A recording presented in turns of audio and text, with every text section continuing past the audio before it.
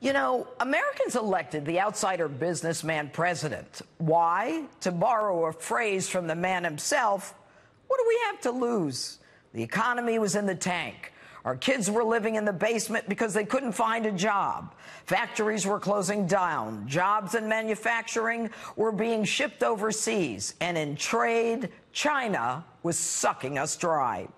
The Obama folks called it a healthy economy, but there was barely a pulse. 1% annual GDP growth was the new normal for these bozos. And President Obama even warned that Donald Trump's election would result in economic disaster for all Americans. Because some of those jobs of the past are just not going to come back. And when somebody says, like the person you just mentioned, who I'm not going to advertise for, that he's going to bring all these jobs back. Well, how exactly are you going to do that? What are you going to do? There's no answer to it. He just says, well, I'm going to negotiate a better deal. Well, how exactly are you going to negotiate that? What magic wand do you have? And usually the answer is he doesn't have an answer. Because I want you to tell your friends, don't let a friend vote Trump.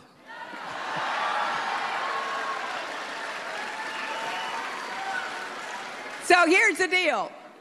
He can't escape the math. Now, you know, math can be kind of inconvenient if it doesn't add up the way you want it to.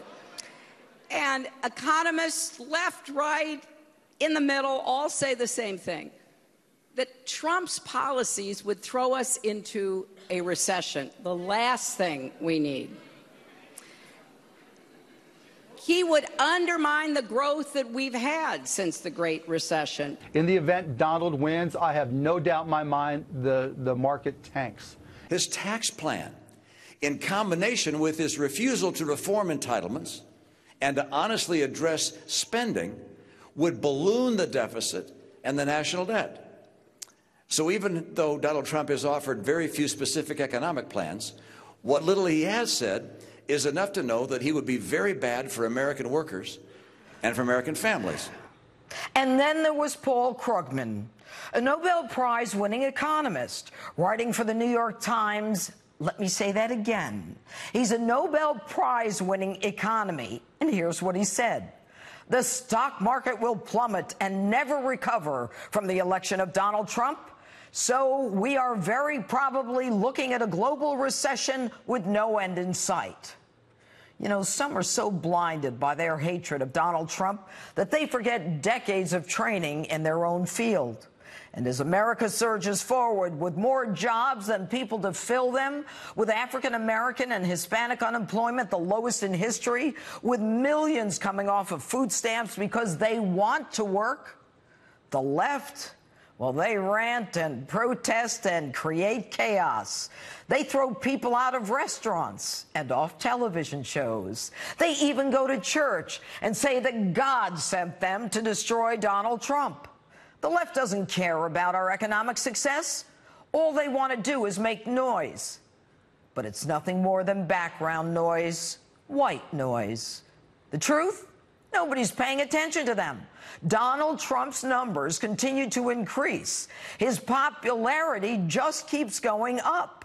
And after he met with Putin and was accused of everything from collusion to treason, an offense, by the way, punishable by death, his numbers continue to go up.